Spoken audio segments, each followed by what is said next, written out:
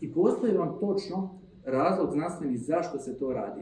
Svaki put kada mi na društvenim mrežama dobijemo neku notifikaciju, na Facebooku, na Instagramu, gdje god, luči se hormon koji je isti hormon kao i hormon koji se luči kada kockamo, kada pušimo, kada pijemo. Endorfin. Hormon baški sreće i užitka.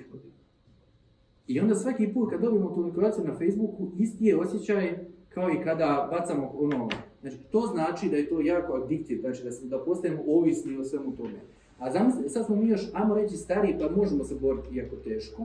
Zamislite kako je tim klincima koji su stalno navikli biti pod hormonom sreće, stalno daj mi endorfina. I još uvijek ljude pitam, zamislite, otvorite svoj Facebook i vidite jedan friend request, jednu poruku, jednu notifikaciju.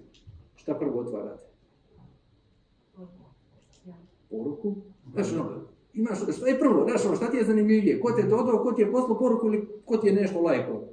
I to je jednostavno taj hormon koji se tada luči, je isti taj hormon koji se luči kada pušite, kada pijete, kada se kockate.